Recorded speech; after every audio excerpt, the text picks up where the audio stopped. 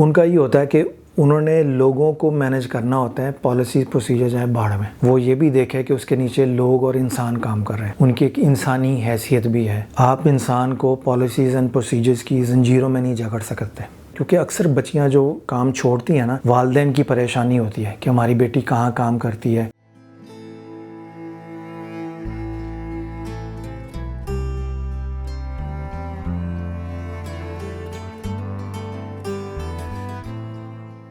अच्छा, वो आपने बात की तो आपने फरमाया कि डाइवोर्स रेट बहुत ज़्यादा हो रहा है आजकल सोसाइटी में ना, 2 लेवल्स के ऊपर। एक तो विद इन दी ऑर्गेनाइजेशन जो लोग काम कर रहे हैं, जो ख़वातीन काम कर रही हैं, और जो मर्द हजरात काम कर रहे हैं, या दोनों मियाँ बीवी काम कर रहे हैं। और एक जो नए हमारी यंग बच्चियाँ हैं वो एंटरप्रेन्योरशिप में आ रही हैं और वो ख़ुद मुख्तार हो रही हैं। और ख़ुद मुख्तारी के कह लीजिए फ़ेज़ में उनकी लव लाइफ और लव लाइफ के बाद के जो असरात हैं वो क्या हैं। पहले तो as a head of HR मैंने जो काम किया है अपनी पूरी लाइफ में, उसमें मैंने ये देखा है, हम जिस तरह से काम करते रहे और जिस तरह हमारे सीनियर्स ने हमें ग्रूम किया है, जो एम्प्लॉई हैं उनको फैमिली मेम्बर के तौर पे लेते हैं। उसका मतलब ये होता है कि अक्सर आजकल जदीद ऑर्गेनाइजेशन में कोचिंग और मेंटरिंग एक कॉन्सेप्ट नया आया, जिसके तहत वो कहते हैं कि जी इंस्ट्रक्शन देनी है तो आप कोच भी करें, मेंटर भी करें।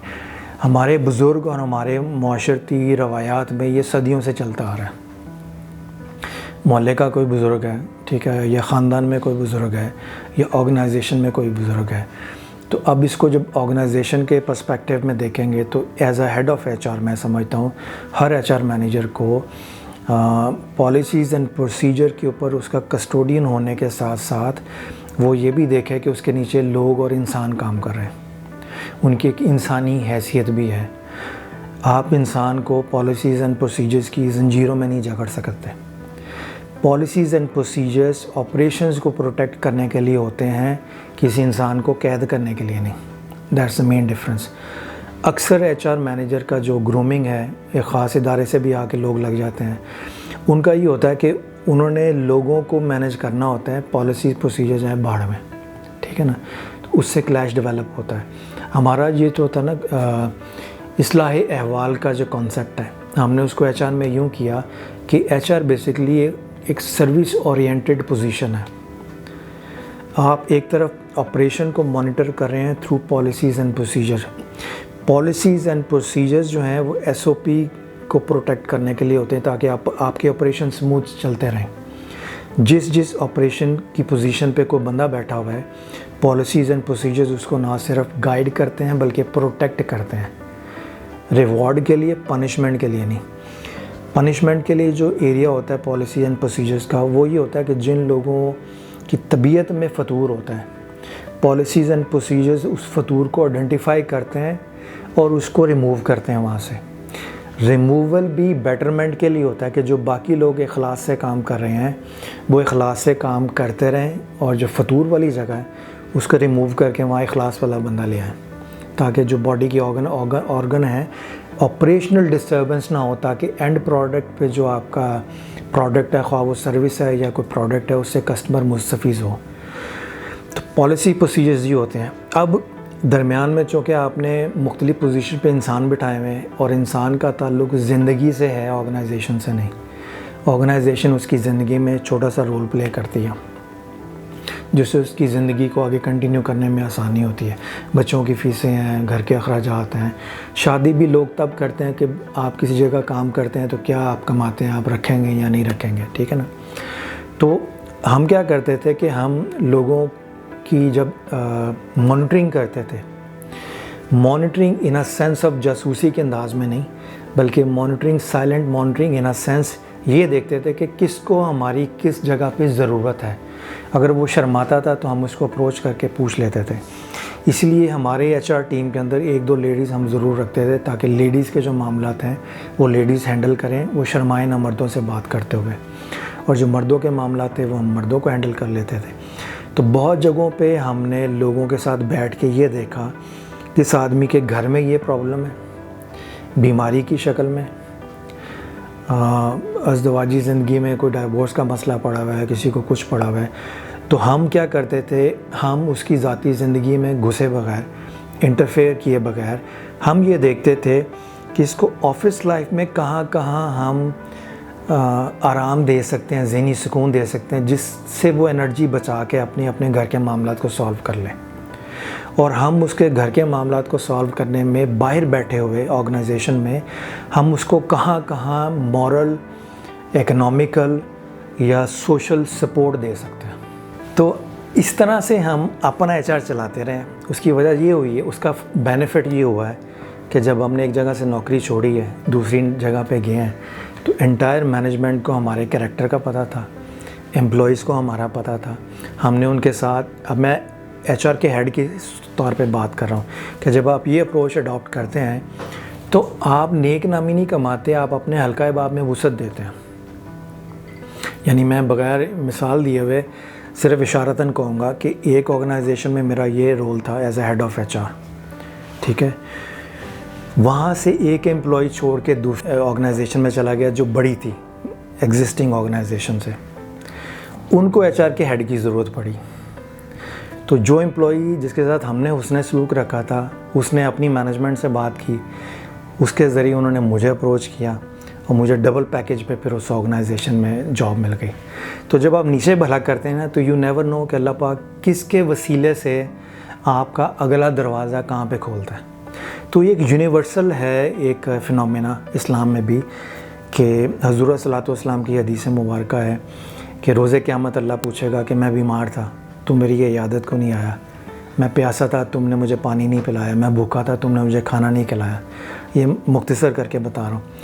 और आदमी हैरान होकर पूछेगा, या अल्लाह आप तो खुदा हैं, आप तो इन चीज़ों से पाक हैं। तो अल्लाह ताला फरमाएगा, तुम्हारे पड़ोस में मेरा एक बंदा प्यासा था, बीमार था, भूखा था, अगर तुम उसको खिलाते तो बिल्कुल ऐसा ही होता है जैसे मुझे अपने पास पाते। तो सम टाइम आपने अगर अल्लाह की कुर्बत हासिल करनी हो तो आपने इर्द गिर्द के लोगों का दुख दर्द शेयर करें। और दुख दर्द शेयर करने के लिए ज़रूरी नहीं कि आप ऑफिस लाइफ से बाहर ये रवैया अडॉप्ट रखें।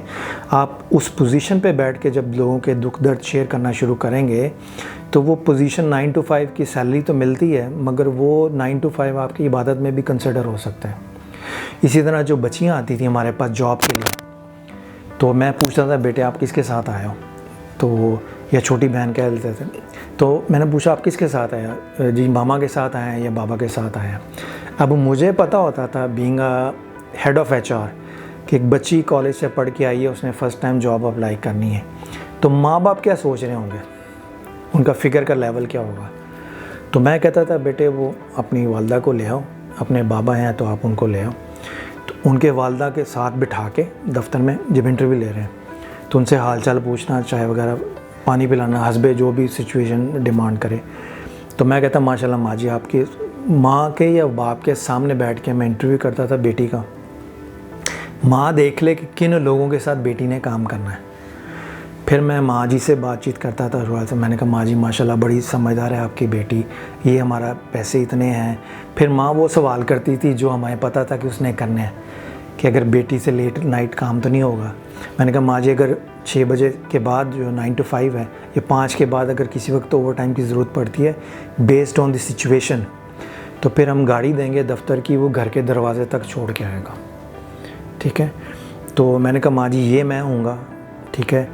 जो उसका बॉस था वो भी इंटरव्यू में मैं बुला लेता था या साथ बैठा होता जिस डिपार्टमेंट के।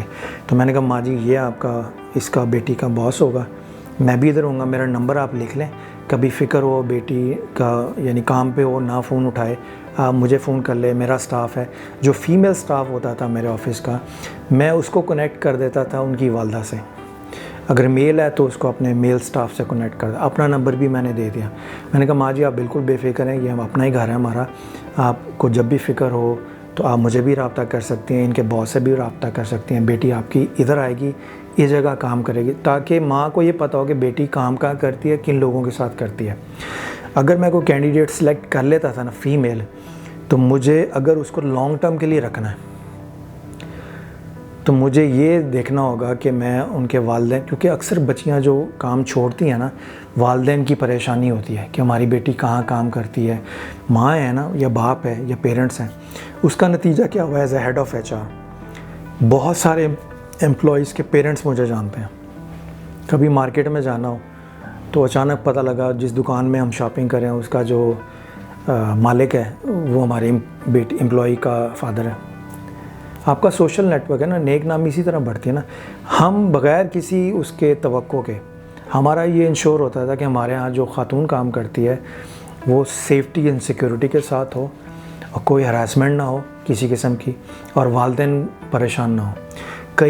कई हमारी फ़ीमेल एम्प्लॉईज़ हैं, उनकी शादियों में हम डिपार्टमेंट के तौर पे गए हैं। हमारी ऑर्गेनाइजेशन का बॉस भी उसमें शादी में गया हुआ। क्यों? हमने एनवायरनमेंट ऐसा क्रिएट किया है कि प्रोफेशनल गैप रखते हुए हम अपनाइयत का ऐसा एनवायरनमेंट जनरेट करते हैं जिसमें माँ बाप समझते हैं कि ये जहाँ हमारी बेटी काम करती है ये हमारे फैमिली के लोग हैं। तो शादियों में भी हमने शिरकत की है।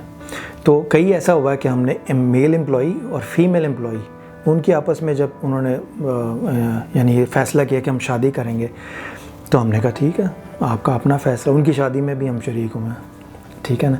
तो ये एक ऐसा एनवायरनमेंट है जिसमें मैं समझता हूँ अगर आप ये अडॉप्ट रखें तो ऑर्गेनाइजेशन के अंदर डाइवोर्स रेट कम भी हो सकता है due to the stress and pressure, ठीक है ना। तो वो भी हम जहाँ तक मुमकिन हो सकता है, बहुत सारी फैमिलीज़ ऐसी थी, मियाँ बीवी के इख्तलाफ ऐसे थे, हमने भाभी को बुलाया या हम घर चले गए खाना खाने के बहाने, वहाँ बैठा पेरेंट्स को बताया, समझाया, उनकी सुलह आपस में करा दी। बाज़ का तो रिश्तेदार जॉब को बुनियाद बना के बहुत सारी यानी ऐसी इन्फॉर्मेशन क्रिएट करते हैं फैमिली में डाइवोर्स के लिए।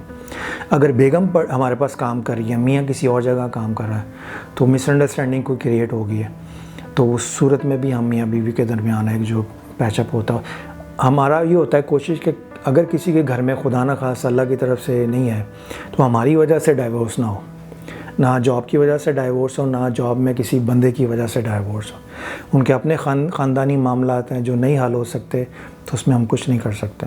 फिर हमारी कोशिश होती है अगर होनी है तो ऐसा तरीके से हो बगैर लड़ाई और झगड़े के।